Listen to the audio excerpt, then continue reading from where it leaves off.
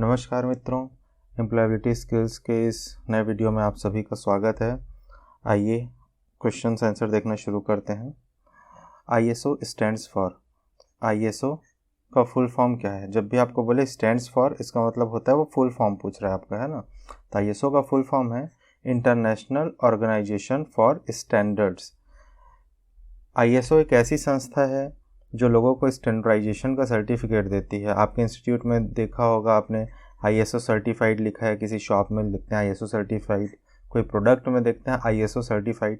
तो ISO कुछ नहीं है, बस एक ऑर्गेनाइजेशन है जो उसके फिक्स पैरामीटर होते हैं। अगर वो प्रोडक्ट या इंस्टीट्यूट उस पैरामीटर को सेटिस्फाई कर जाता है तो उसको ISO का सर्टिफिकेट दे देते हैं।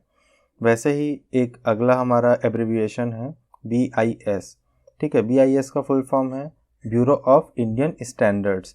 इसमें भी वही होगा, ब्यूरो ऑफ इंडियन स्टैंडर्ड्स एक ऑर्गेनाइजेशन है जिसके कुछ सेट ऑफ स्टैंडर्ड्स हैं, है ना, कि इस सामान का साइज़ ये होना चाहिए, इसकी ड्यूरेबिलिटी ये होनी चाहिए, ठीक है, इसका मेल्टिंग पॉइंट ये होना चाहिए, इसका बॉइलिंग पॉइंट ये होना चाहिए। ऐसा करके सारे कंडीशन को जो सेटिस्फाई कर देगा उसके ऊपर BIS का मार्क लग जाता है।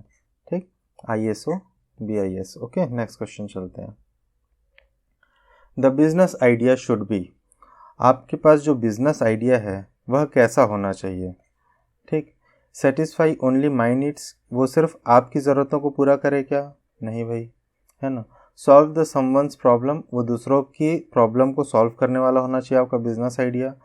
जब आप दूसरों के प्रॉब्लम को सॉल्व करेंगे तभी तो लोग आपके पास सॉल्यूशन के लिए आएंगे। उदाहरण लेता हूँ, जैसे आपके मोहल्ले में कोई बुक स्टोर नहीं है, ठीक है, अगर आपके पास किताबों की कमी है ना, तो आप अपनी कमियों को पूरा करने के लिए एक बुक स्टोर खोल लें तो आपका दुकान नहीं चलेगा।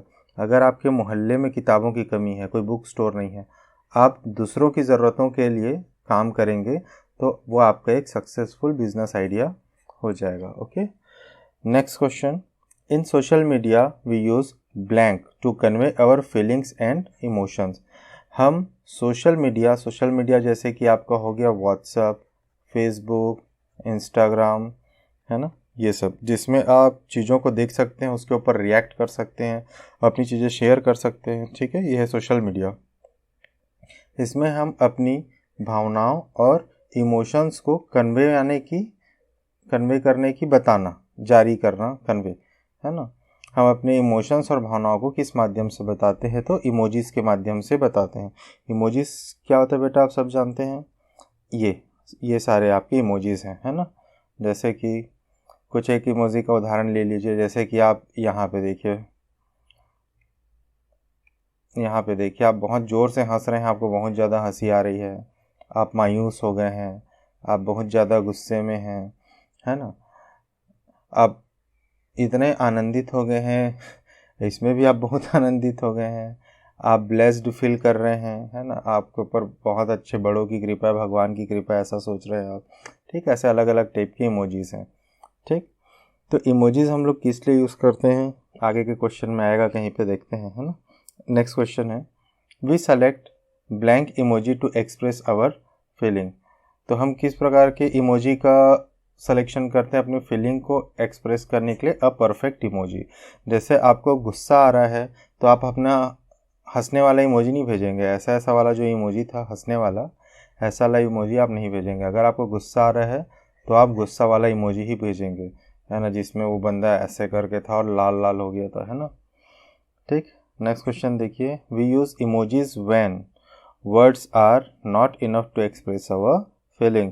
हम इमोजी का इस्तेमाल तब करते हैं जब हमारे शब्द हमारे भावनाओं को व्यक्त करने के लिए पर्याप्त नहीं होते। ठीक है, तब हम इमोजीज का इस्तेमाल करते हैं। इसके और जो ऑप्शंस है कि जब हम बोर हो गए, ये भी सही बात है, जब हम कुछ नहीं लिखना चाहते, जब हम लेज़ी हैं, ये सारे ऑप्शन सही हैं इसमें। ठीक, लेकिन इमोजीज बनाया क्यों गया था? बेस्ट यूज़ क्या है इमोजीज का? When words are not enough to express our feelings. Next question, when we strongly feel or react situations or with particular people, we are. जब हम किसी के साथ स्ट्रांगली फील करते हैं, रिएक्ट करते हैं, किस चीज़ के ऊपर फील या रिएक्ट? सिचुएशन या फिर किसी व्यक्ति पर, किसी सिचुएशन पर या फिर किसी व्यक्ति पर, तो हम किस चीज़ का यूज़ करते हैं? रिएक्ट कर रहे हैं, मतलब हम अपने इमोशंस का यूज़ कर रहे हैं। अगर आप बहुत ज़्यादा खुश हैं तो गले लगा लेंगे, है ना। अगर आप किसी से फॉर्मली मिल रहे हैं तो हाथ मिलाएंगे, ठीक है। अगर आप दुखी हैं तो आप रोते बैठे रहेंगे। अगर आप एग्ज़ाम में टॉप कर दिए है ना, तो आप सबको मिठाई बांटोगे। तो वो फीलिंग आएगी कहाँ से? इमोशंस के माध्यम से, ठीक है। Next question, it is important to accept, understand and manage our emotions. क्या जरूरी है भाई? स्वीकार करना, किसको? इमोशंस को, है ना। इमोशंस को क्या क्या करना ज़रूरी है? स्वीकार करना, समझना और मैनेज करना। ये तीनों चीज़ें बहुत ज़रूरी हैं। Okay. Next question, a person's ability to understand and manage emotions properly is called. किसी व्यक्ति की वो क्षमता जिसमें वो इमोशंस को प्रॉपरली समझता है और मैनेज करता है, इसको हम लोग क्या बोलते हैं? Emotional intelligence. एक नॉर्मल इंटेलिजेंस होता है जो आप पढ़ाई लिखाई में यूज़ करते हैं। एक आर्टिफिशियल इंटेलिजेंस होता है जो रोबोट्स वगैरह के लिए यूज़ होता है ना। एक स्प्लिट पर्सनैलिटी होता है, ठीक। आप लोगों ने वो मूवी देखी है अपरिचित, ठीक। उसमें एक सेकंड के लिए वो हीरो बन जाता है, फिर एक सेकंड के लिए वो विलन बन जाता है, ठीक है। विलन नहीं, मतलब वो यमदूत बन जाता है, काइंड ऑफ, है ना। तो एक ही व्यक्ति जब दो प्रकार से व्यवहार करने लगता है तो उसको बोलते हैं स्प्लिट पर्सनैलिटी, ठीक। इसका सही आंसर था emotional intelligence. Okay, next question, a person with high emotional intelligence. जिस व्यक्ति के पास बहुत ज़्यादा इमोशनल इंटेलिजेंस है ना, उसके अंदर बहुत सारी पॉजिटिव क्वालिटीज़ होती हैं, ठीक है। जैसे कि वो हेल्पिंग होगा। पॉजिटिव क्वालिटीज़ मतलब क्या? हेल्पिंग होगा, केयरिंग होगा, है ना। उसके अंदर एम्पैथी होगी, उसके अंदर सिंपैथी होगी। सिंपैथी और एम्पैथी एक जैसे सुनने में लगता है, अंतर क्या होता है? सिंपैथी यानी हिंदी में बोलते हैं सहानुभूति। क्या लिख डाला यार मैं? सिंपैथी यानी सहानुभूति, ठीक। मतलब आप किसी के सिचुएशन पे आप दुख व्यक्त करते हैं, सहानुभूति कि भाई हाँ, मुझे हमदर्दी है आपसे, है ना, मैं आपका दुख समझ सकता हूँ। एम्पैथी मतलब कि यह जो सहानुभूति होता है, आप उसके जगह खुद को रख के सोचते हैं, इसको हम लोग बोलते हैं एम्पैथी। अभी हमको आज की दुनिया में सिंपैथी से ज़्यादा एम्पैथी की ज़रूरत है, ठीक। आप दूसरे के जगह में अपने आप को रख के सोचिए।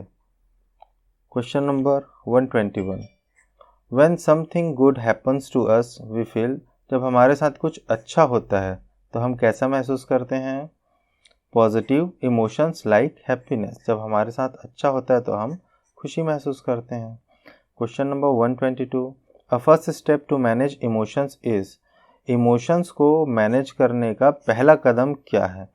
तो पहला और इकलौता कदम है कि आप उसको एक्सेप्ट करें और इमोशंस को समझें, ठीक। अगर कोई आपके ऊपर गुस्सा हो रहा है, है ना, तब आप उसके इमोशंस को क्या करें? पहले एक्सेप्ट करें भाई कि वो आपसे गुस्सा है, रिएक्ट ना करें, और उसके इमोशंस को आप समझें कि वो गुस्सा क्यों हो रहा है। फिर सोच समझ के आप अपना डिसीजन लीजिए, ठीक है। या अगर कोई आपसे बहुत प्यार से बात कर रहा है तो भी आप समझिए कि वो इतने प्यार से बात क्यों कर रहा है, उसको कुछ काम तो नहीं निकलवाना है आपसे, है ना। फिर आप रिएक्ट कीजिए। मतलब कि किसी भी प्रकार का इमोशन अगर आपके सामने आए तो सबसे पहले आप इमोशन को एक्सेप्ट करो, इमोशन को समझो, उसके बाद क्या करो? रिएक्ट करो, ठीक। Next question, when we do not express our emotions we may end up. जब हम अपने इमोशंस को एक्सप्रेस नहीं करते हैं, है ना, तो क्या हो सकता है भाई? ये हो सकता है कि हम अपने आप को और दूसरों को हर्ट कर सकते हैं, दुखी कर सकते हैं, ठीक है। इसलिए हमेशा अपने इमोशंस को प्रॉपर सही तरीके से व्यक्त करना सीखिए, ठीक है। अपने इमोशंस को हमेशा सही तरीके से आप व्यक्त कीजिए, अन्यथा आप खुद को और दूसरों को भी नुकसान पहुंचाएंगे, ठीक है। गुस्सा आ रहा है तो ऐसा नहीं कि तोड़ फोड़ करना शुरू कर दिए। गुस्सा आ रहा है तो आप अगले को बताओ भाई आपको क्यों गुस्सा आ रहा है ना, लड़ाई झगड़ा नहीं। ठीक। Question number 124, expressing our selves helps in. हम जब खुद को एक्सप्रेस करते हैं तो हमें किस चीज़ में सहायता मिलती है? Finding a solution to deal with negative emotions. मतलब तब हमको इस चीज़ में सहायता मिलती है कि हम जो नेगेटिव इमोशंस हैं उसके साथ हम डील कर सकें और उसके लिए हमें कोई उपाय मिले। ठीक है। नेक्स्ट एंड लास्ट क्वेश्चन इस वीडियो का, if we do not learn how to control it can spoil relationship. ऐसा क्या चीज़ है जिसको हमें सीखना पड़ेगा कि कैसे उसको कंट्रोल करना है, अन्यथा वो हमारे संबंधों को स्पॉइल यानी खराब करना है ना, अन्यथा वो हमारे संबंधों को खराब कर सकती है। आंसर है गुस्सा। अगर हम अपने गुस्से को कंट्रोल करना नहीं सीखेंगे तो इससे सिर्फ संबंध खराब होते हैं। ठीक है। सो आप अपने इमोशंस पे कंट्रोल करें और क्या बनना है आपको? Emotionally intelligent. ठीक। ओके, तो आशा करता हूँ वीडियो आपको पसंद आया होगा। कुछ डाउट है कमेंट सेक्शन में डालिए। Like, comment, share and subscribe कीजिए। Thank you so much. अगले वीडियो में मिलते हैं।